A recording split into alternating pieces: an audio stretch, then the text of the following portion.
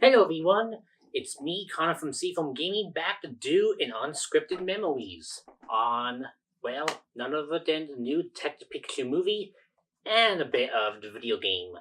I'm not going to make any memories in the game, might as well include it in my thoughts in the movie because they're kind of linked and I might as well share, make it a bit more interesting to kick off the season of Unscripted Memories. Since it's summertime, though I have some Memories episodes just to finish up as well. I am planning to do Unscripted Memories and Atoll Memories in tandem. And since my camera is portable, I may be able to work a bit more in my vacation time than I would previously. So hey, that's good news. But yeah, Detective Pikachu the movie and the game, what did I think of it? Well, I guess to start off, we might as well go back to the beginning. Around 2012, 13, so Game, not Game Freak. Is it Creatures? Yeah, Creatures Incorporated. They were doing this weird 3DS presentation where they announced some new games and stuff. I think Pokemon Battle Trolls was announced or some sort of it. So it must have been after 2013 or in 2012, 2013. It was a very early version of the game. I remember they announced Battle Trolls there.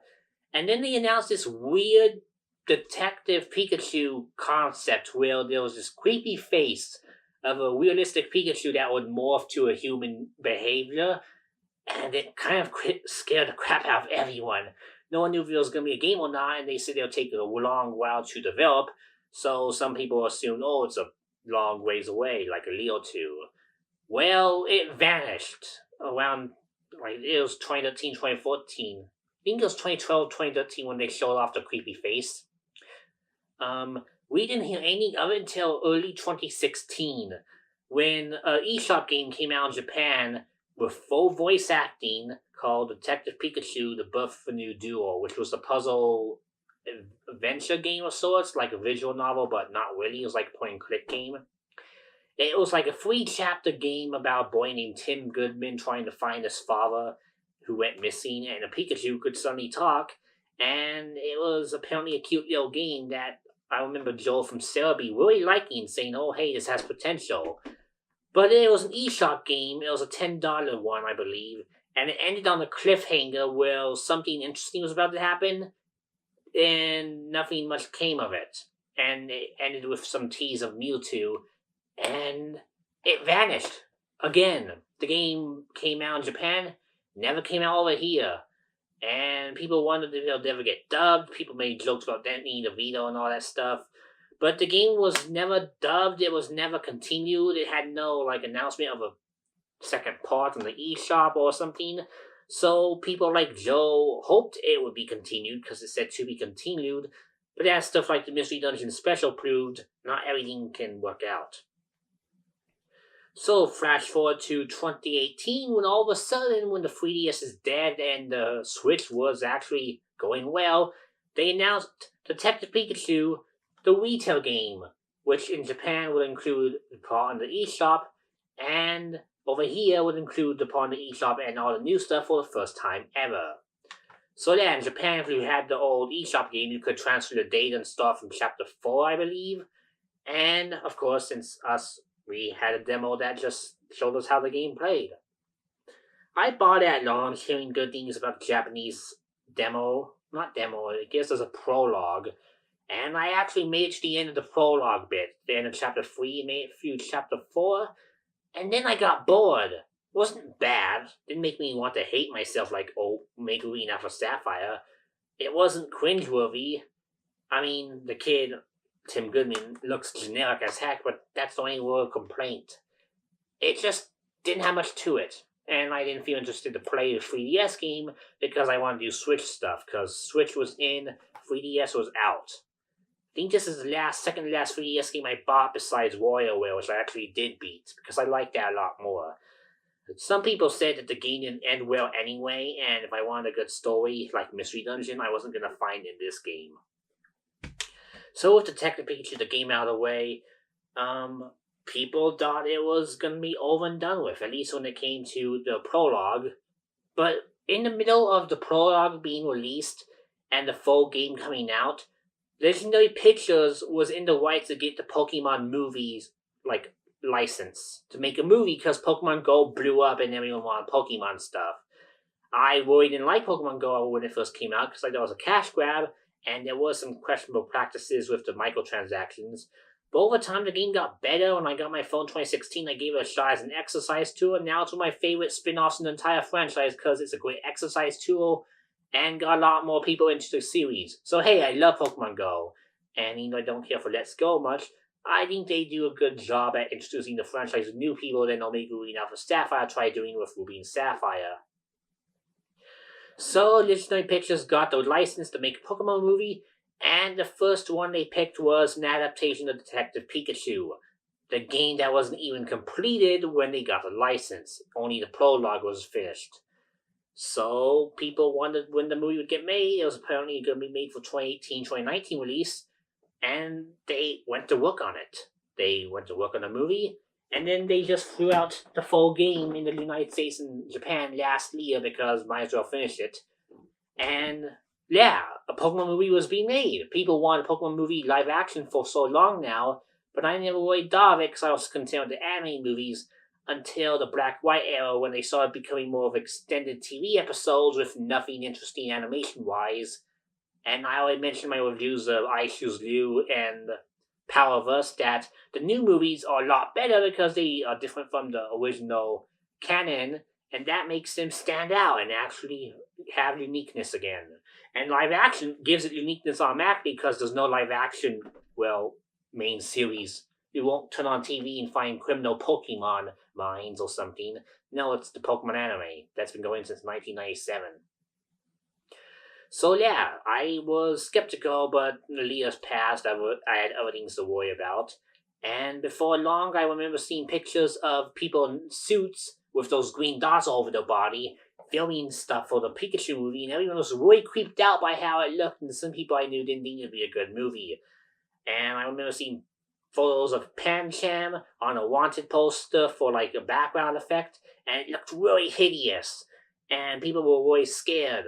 But then people heard rumors about the movie trailer dropping in November, and when it did, everyone loved it.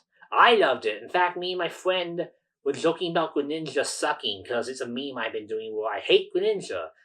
In seriousness, I don't hate Greninja, but I kind of joke about Greninja breaks in the rivalry, because I like my breaks in a lot.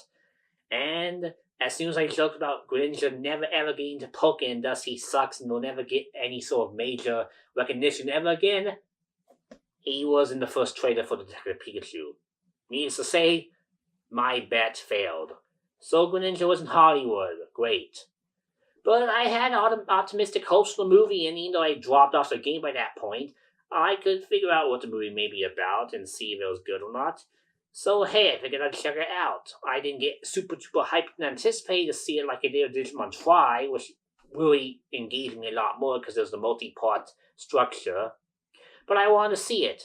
So me and my best friend Paul planned to see it when it came out, and then I found out close to launch he wanted to see it with some school friends who did not want anything to do with me, so I was sad and had to see it with my grandmother tonight as I'm filming this. It's Mother's Day, after all. So yeah, that happened, and I was a bit bummed. But the movie came out last weekend, I went to see it, so here are my thoughts on the movie itself.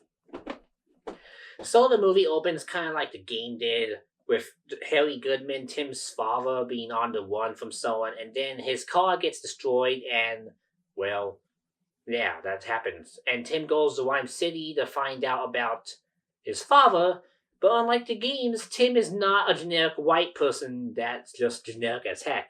He's portrayed by a guy named Justice Smith, who does a really good job at the role, and I immediately liked him way more than the actual game Tim. For one thing, him being literally not a generic cardboard cutout character made him better than the original character to begin with, because, he looked cool. And second, he really portrayed his role well. They add some stuff in the beginning about Tim's backstory about a Pokemon trainer, how he didn't want much to do with Pokemon because his dreams of being a trainer were crushed when his mom got an illness and died around the time where I guess he was going to do a Pokemon League, something with the Pokemon League, and it just never happened. So his mom died, he was upset and didn't want anything to do Pokemon, and his dad went to do a job in Rhyme City, and he didn't want anything to do with his dad, so he just lived with his grandmother and became an insurance agent. Pokemon still lived in the world around them, people caught them, had them as partners and stuff, But Lime City has Pokemon battling banned, and Pokemon just live their trainers and have a good time. So he goes around, meets Detective Pikachu.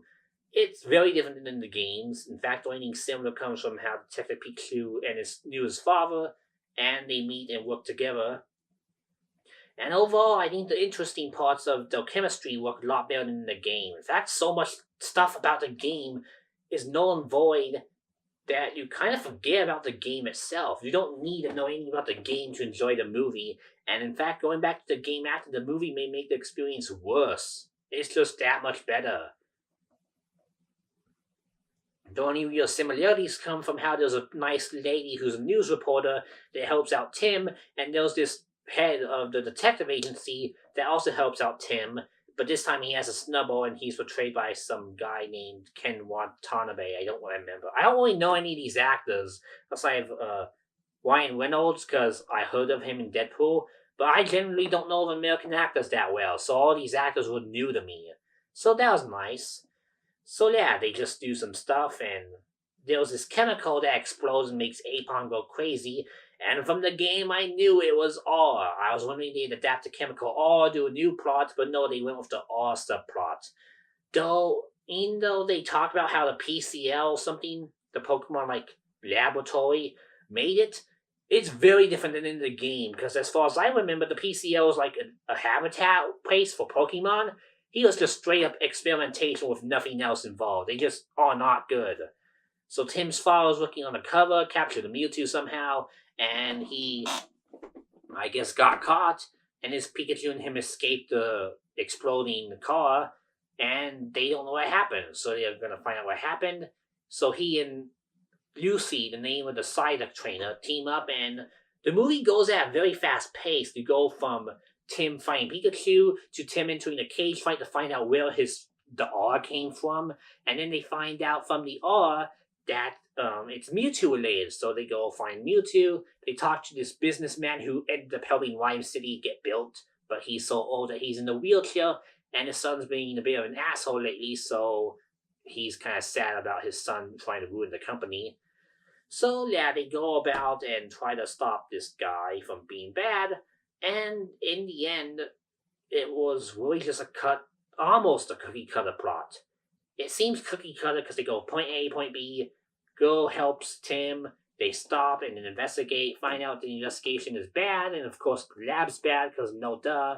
They learn more about the father seems bad, the two split up, Pikachu and Tim, and then they reconcile because apparently, well, you know how I said that the Greninja in the movie were evil? Well, I mean, I joked about it, but it turns out they actually are really not good. They don't look right, as Lucy says in the movie, which is going to be my favorite quote from the movie, because I always joke about Greninja looking really hideous, and now I can finally use that to meme. But memes aside, the Greninjas do not look right because they've been strengthened in some way, and they basically try to attack them, and they escape onto some gigantic Torterras who are the size of a mountain, and looked really cool. But visual effects aside, and a little scene where Pikachu gets hurt and they have to heal it, there's really not much that goes on. It's just a roller coaster of speed from finding out Mewtwo, seeing Mewtwo, finding nothing about Mewtwo, to suddenly conveniently meeting Mewtwo in the middle of a forest. Well, it turns out that, surprisingly, even I was deceived by this because the TCG makes it look otherwise. Mewtwo's not evil, and in fact is just a Pokemon that likes to help other Pokemon. And since Tim let it out and helped it, he saved Tim's life and his Pikachu's life.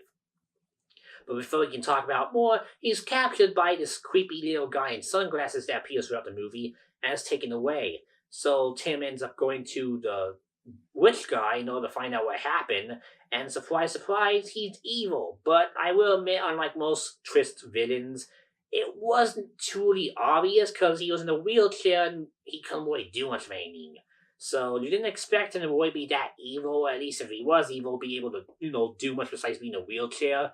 Like the final boss, the final fight was in a wheelchair and he couldn't do much besides move. But this guy has a clever idea. Even though it's a bit weird and kind of stupid. And that's basically to merge Pokemon with humans, which for somebody like me, oh crap, I could be a Braixen and that'd be awesome. But no, it's not obviously a good idea just for some people. and he ends up doing it to get ultimate power from Mewtwo and actually can move again, which I think is a cool idea because he gets a body that way.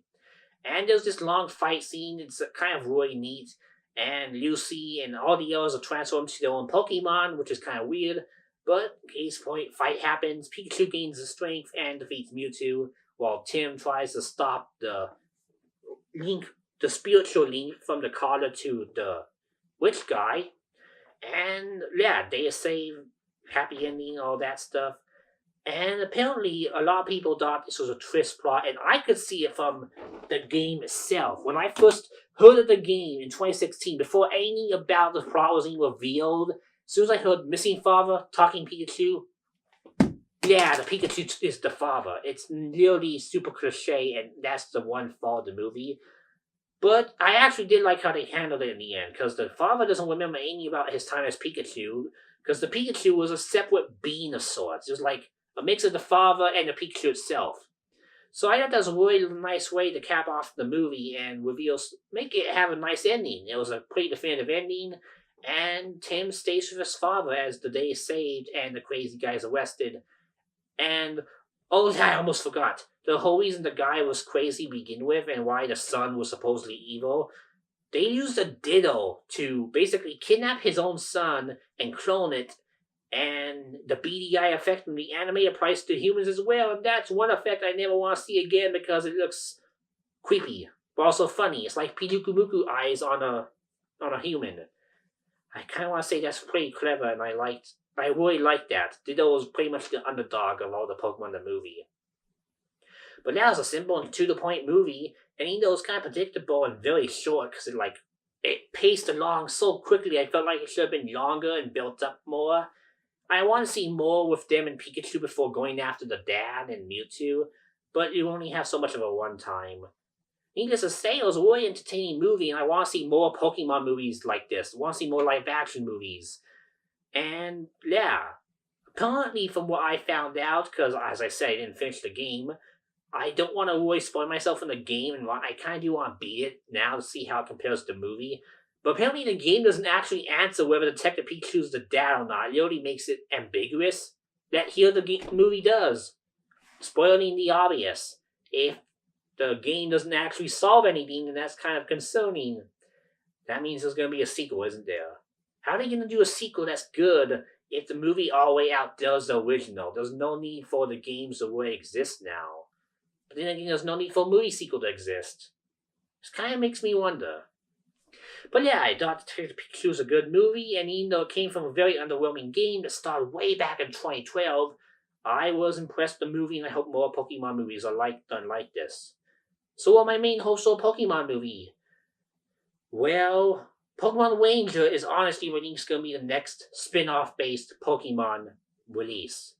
Pokemon Ranger is a creatures in game like Detective Pikachu, therefore they're gonna probably make, if they do a spin-off and not another not main series adaptation like some hope they will, or nothing in the universe like a Mewtwo spin-off or a spin-off from any of the other Pokemon, to be honest, like a Ditto spin-off, that'd be funny. Yeah, that's basically what I think they do. A Pokemon Ranger spin-off, because humans and Pokemon work together in that movie. They could basically do something brand new. Maybe give Pokemon Ranger a renaissance that's been seeking for almost a decade. Because Guardian Science was a climactic finale and they moved on to Detective Pikachu. They could bring back Ranger in a big way, and I think that'd be cool. Personally, anyone who knows me would want to see a Pokemon Mystery Dungeon movie. All Pokemon, no humans, original plot, but would they make it good? Well, it couldn't be as bad as the anime specials. But I do worry that they rushed and ruined the emotional impact. But they did the emotional impact kind of well here, because the whole idea of his mother dying, it's kind of shocking. Like, they didn't mention the mother at all in the game, to my knowledge, and she really just not there. So in the movie, they just have a flat out die and he lives with his grandma. And his dad's dead, so now that means, wow, he lost both parents, and that actually kind of makes it more serious. So yeah, I'm definitely going to buy this on Blu-ray when it comes out day one, unlike the anime movies, which I wait until they're on sale, because I don't have a reason to rewatch them. But this one I want to rewatch. I want to learn commentary. I want to see all the behind-the-scenes details. It's just so interesting. I can't wait to get my hands on the Blu-ray. So yeah, that's my thoughts on Detective Pikachu. As rambly like Unscripted Memories episodes are, and I went over my time with the game as well. But since I'm not no way in hell making a retrospective on the game itself, because I wouldn't have much to say besides it's basic and boring, hey, I might as well cover it in Unscripted Memories. So thank you all for watching this first episode on Unscripted Memories. If things go well, next week I'll have a retrospective on the first internet forum I ever visited as a kid, Animal Crossing Community.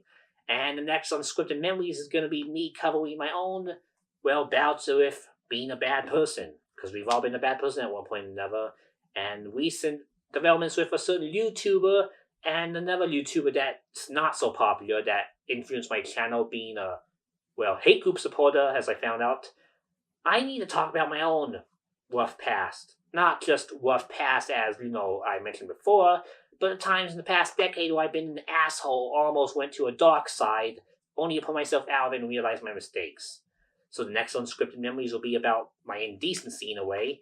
And yeah, I hope to see you next time, and I hope you enjoyed this nice ramble about the movie. If you saw the movie too, let me know what you thought, because it'd be kind of interesting to hear. And if you played the game, let me know what you thought about that. I don't necessarily want to hear spoilers about the game to an extent, not in detail, but feel free to compare the movie to the games in the way you want, because I wouldn't mind reading that anyway. So yeah, thanks for watching, and bye!